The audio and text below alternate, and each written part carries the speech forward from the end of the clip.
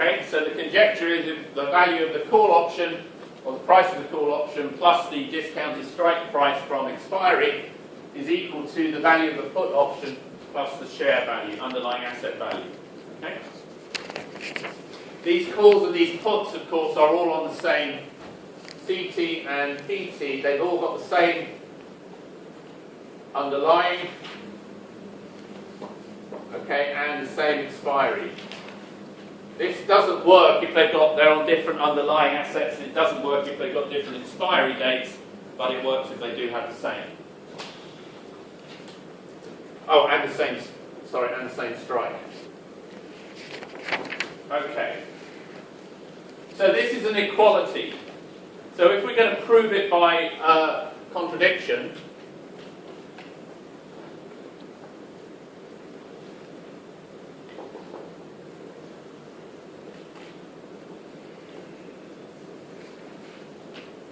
so because it's an equality, we've got to prove all the other possible scenarios cannot hold. So there are two things that we actually have to prove here. We've got to prove that the greater than is wrong and the less than is wrong. Because if you can prove the greater than is wrong and the less than is wrong, providing it's okay at the capital at expiry, the only other scenario you can have is equals. Okay? So there's 1 and 2. I'm only going to do 1. Okay, I'll leave 2's in the notes as well. You can do, that's going to be an exercise for you. But I'm going to do 1 here. So I'm going to suppose that Ct plus K e to the minus RT minus T is greater than PT plus ST. So this is the expensive, and that's the cheap. Okay, so I'm going to buy the cheap side, cheap side, and sell the expensive. No, buy the expensive, sell the cheap, sorry. Well, you know what I mean. Buy, yeah. Sell the expensive, buy the cheap. That's what I'm saying. Okay. So what that means is, at time t, I'm going to write Ct and borrow Ke to the minus Rt minus T. That's the selling bit. So if you sell money, that means you borrow it. Okay? So that on the buying side, so I'm starting with nothing, and then I buy a put option and the underlying. Okay? So what have I got? Well, my assets are, the income, income is, I'm going to write this and get CT for writing it, someone's going to pay me CT for it. I'm going to borrow this money, and I'm going to pay out PT and ST. So overall, what I get is CT plus K e to the minus RT minus T minus PT minus ST. So my income, I'm starting with 0, and that's my income at that point, and that must be greater than 0 by 1, okay? Because I've assumed that that's true. So this must be greater than 0, and this money I invest in the bank. So the proceeds I put in the bank. Right, now I wait until expiry of the options. And what are my assets?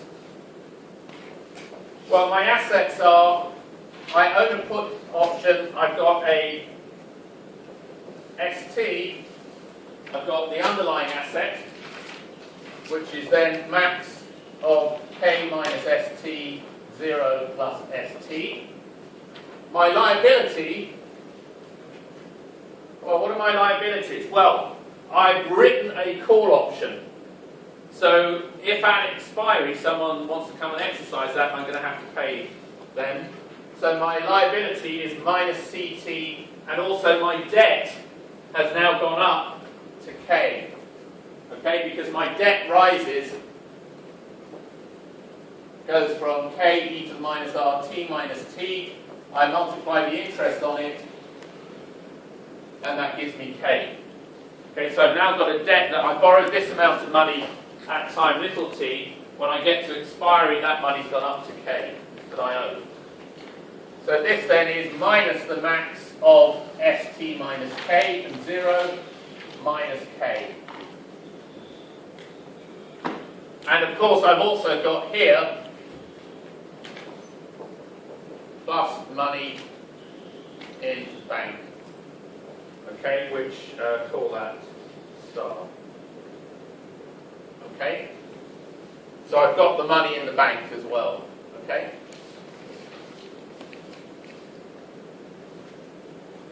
So this is the money, this is my wealth, I've got money in the bank and I've got those liabilities. So if I now work out what those are, I've got max of K minus ST, sorry.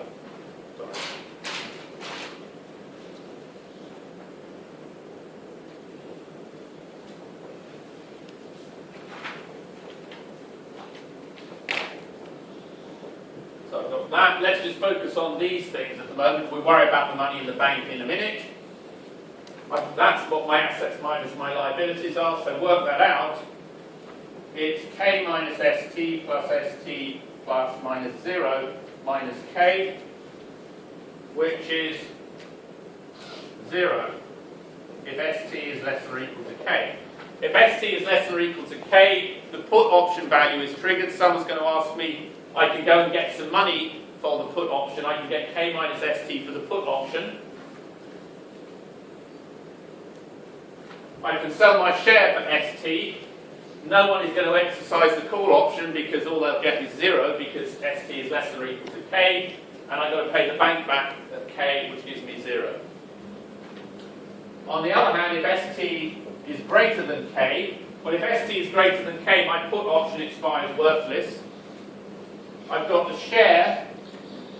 My call option here, someone is now going to come and ask for some money, and the payoff there is ST minus K. I still owe the bank K, but then if I add all that up, I get 0. So actually, this particular portfolio, my assets match my liabilities, whatever happens. So, what happens though,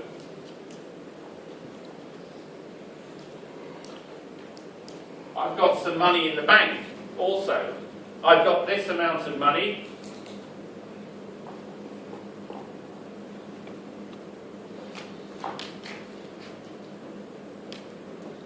I've got that amount of money in the bank, and it's grown by that amount of interest. Okay?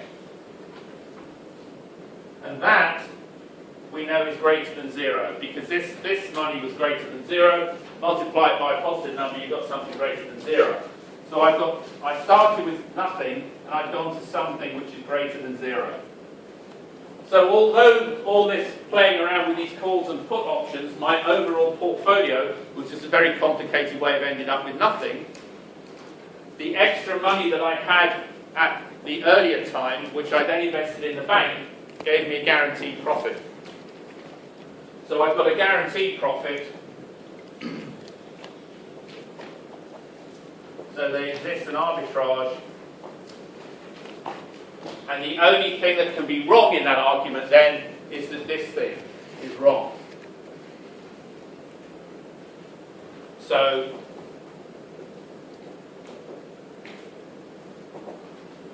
that one is wrong. So this carries on from here. There.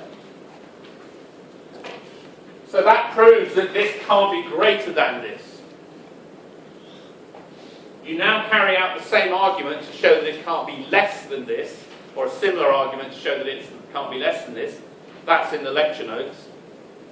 And then the only other scenario is if you're in a no arbitrage environment, is that equality must hold. So you bound it above, you show that bounding above is wrong, bounding below is wrong, so the only other thing that holds is equal.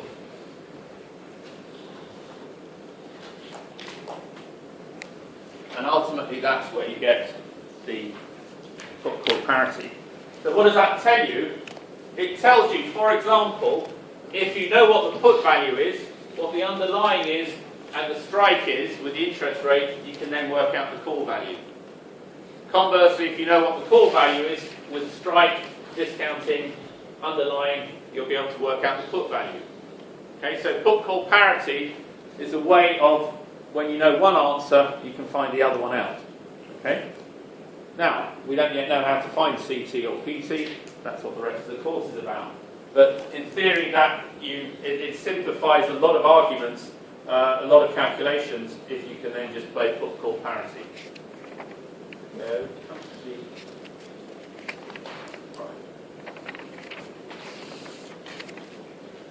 Okay, so there are other arbitrage scenarios there, forward contracts and forward pricings.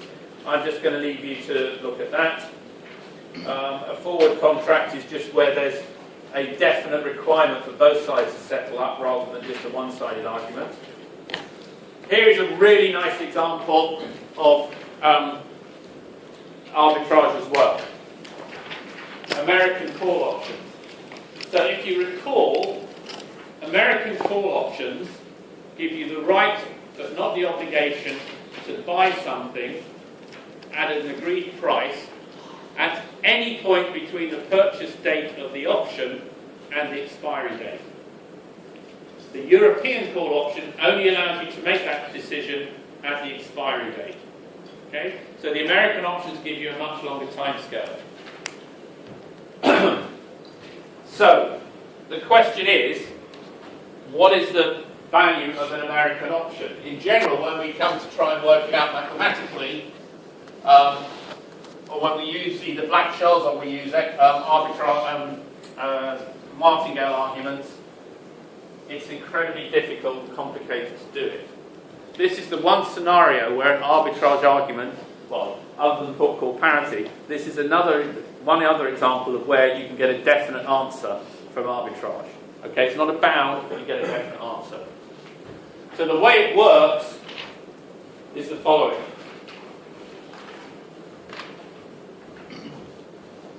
So I'm going to suppose that there's an American call option. I'm going to denote its price by, I'm going to put underscore just to show it's a capital, because I'm going to use the euro call option is a little ct. Okay, so big C with an underscore underneath it means capital. So that's the American. Okay? And they're on the same underlying.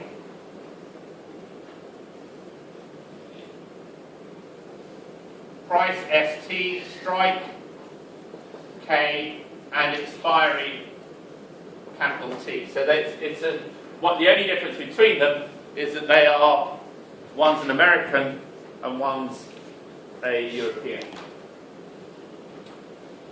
Okay. Right, what is the payoff of the American option? Well, that is max of ST minus K0 for all t less than or equal to t. Okay, the payoff of the European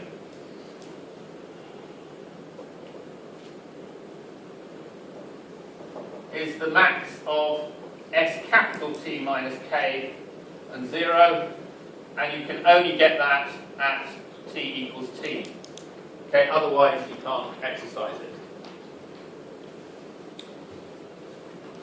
Right, so what do we know about this? Well, the first thing that we're going to say is we know that little ct is st greater than or equal to st minus k e to the minus rt minus t. So that's for the euro option. We know it's bounded below by st minus k e to the minus rt minus t. That's what we worked out before. The American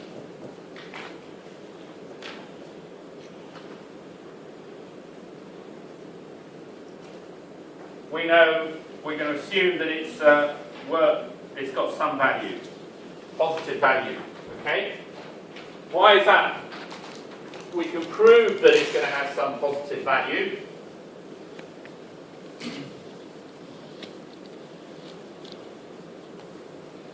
So these are the lower bounds. We can assume it's got some lower value. Why? Because if CT were less than 0, okay, what would we do? Well, we would buy the American call. In other words, if it's negative, someone would have to pay us to have it. Okay? So in buying it, we would receive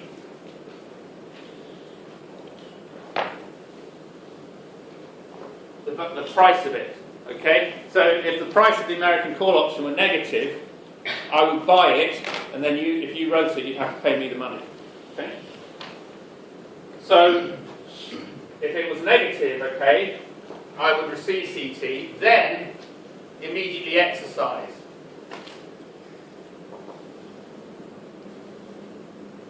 I can immediately exercise because it's an American option. Okay, I couldn't do that if it was European, but I can immediately exercise if it's European. And the price would be, the payoff would be 0 if ST was less than K, and it would be ST minus K if ST were greater than K. Okay? But that then is clearly greater than 0 for all ST.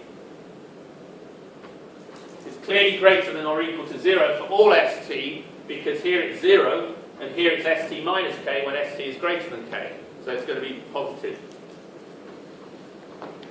So the profit then is then, well, it's CT plus 0 for ST greater than K, because I've received that money just now, and it's CT plus ST minus K, so that one, which again is going to be, which is greater than 0 for ST greater than or equal to K. Okay. Because this is positive, and this was a definite value I got in, minus CT. Yeah, so it's minus CT and minus CT, that's right. So this is positive overall, and that's positive overall, okay, because I received that.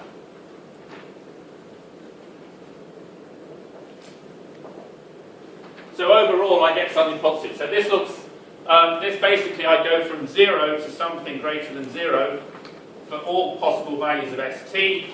Therefore there exists arbitrage, ... violation of arbitrage. That has to be wrong.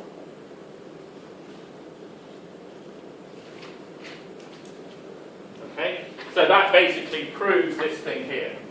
So the value of a call option is always greater than or equal to 0.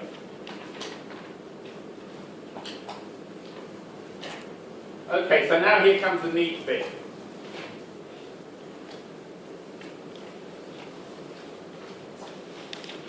Okay, so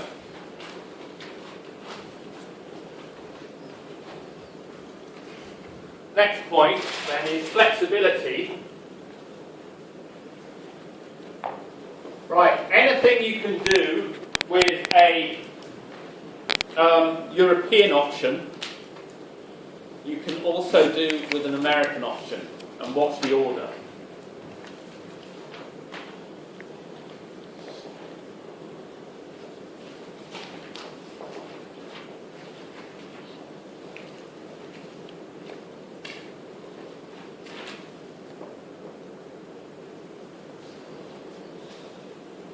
Anything you can do with a European option, you can do with an American option. So, European option, really, you can only do something at expiry. Okay. Clearly, if you've got an American option, you can exercise at any point up to expiry. You can just wait and exercise it at expiry. So so you can certainly do anything that was an American call, but of course, there exists more flexibility in American, you can exercise early. So if you exercise early, you've got greater flexibility in the American, you've got greater privileges by holding an American option than you do holding a European option. To get those extra privileges, that will cost you money. Okay? There's an extra value in holding an American option, theoretically, over a European one. So,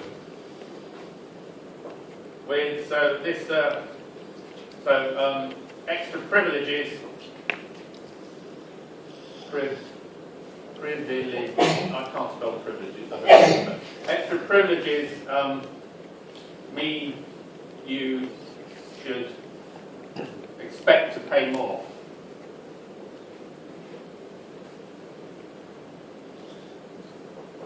Or at least as much, expect to pay at least as much as the European vanilla call option. The other thing I've not said here is this is an underline doesn't pay, it's no dividend paid, sorry. That's the key assumption as well, sorry. Right, so the extra privilege means you shouldn't expect to pay as much as that, so the point is that CT must be greater than or equal to CT. So that's the next point.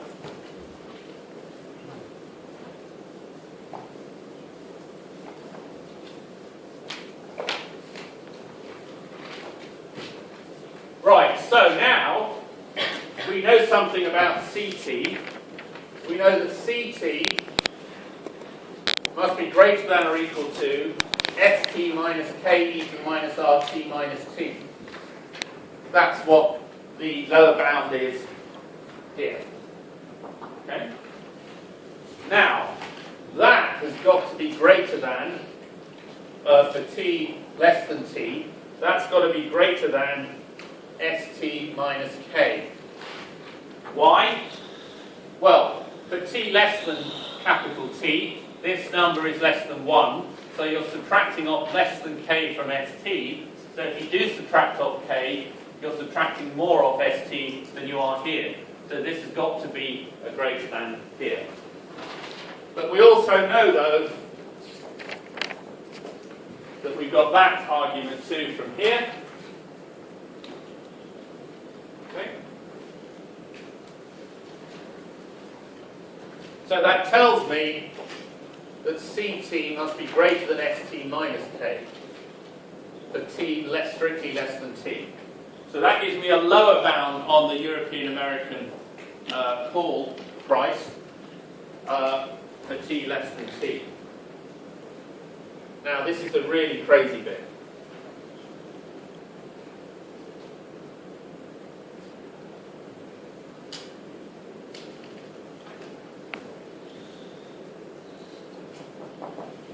So here's the crazy bit. What am I going to do if at time t, ft is greater than k? Now, I have a choice with an American option to keep that option in my back pocket or to exercise it. Right? If I exercise it, what do I get?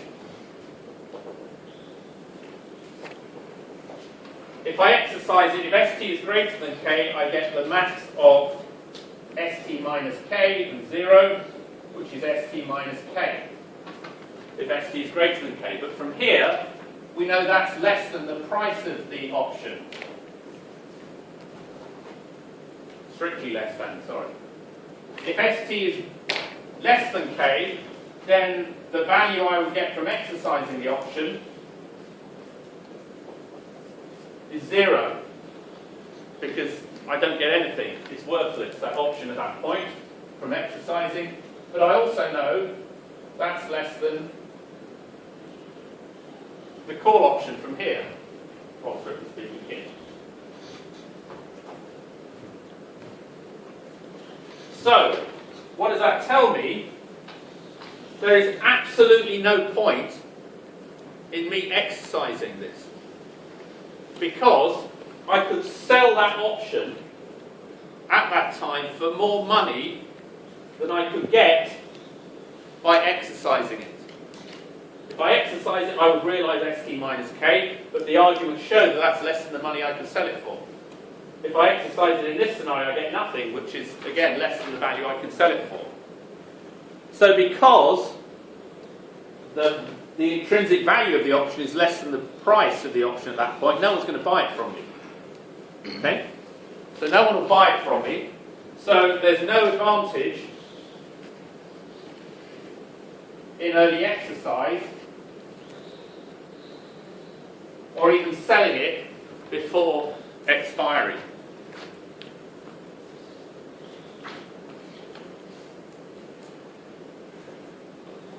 So I keep until expiry.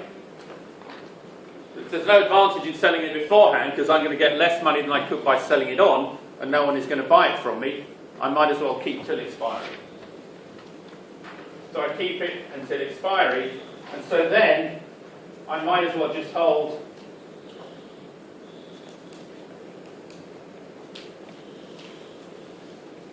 a euro call.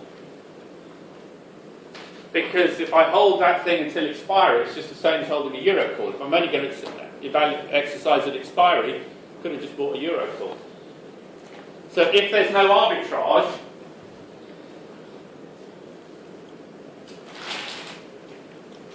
then that must imply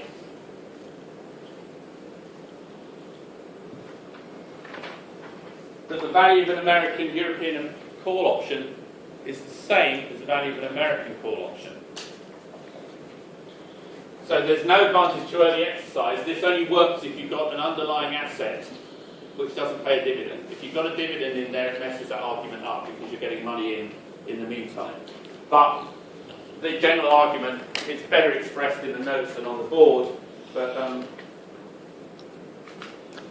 the argument is there. So essentially, there is really no advantage in exercising early, so the value of an American call option is the same as the value of the European call option. The same is not true for the put options. For a put option, the European put option will cost more in general than the European put option, but that's a different argument. But you can prove this one easily with no arbitrage. Right, that is arbitrage. What happens in reality, as I said the other day, is there is arbitrage. Okay, people's job is to find where these tricks and money arbitrages exist. So you'll be looking for put call parity imbalances. The other thing we've not taken into account here is the bid-ask price spread.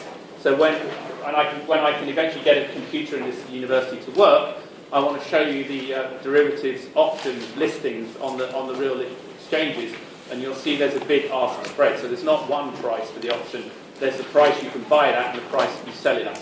And that's essentially the profit that the market makers are going to make by doing that. But nevertheless, these theoretical arguments exist. In practice, all bets are really off. Most of the time it'll be difficult to make an arbitrage for other reasons, but in practice they are. Right, I will see you tomorrow at 1 o'clock in here.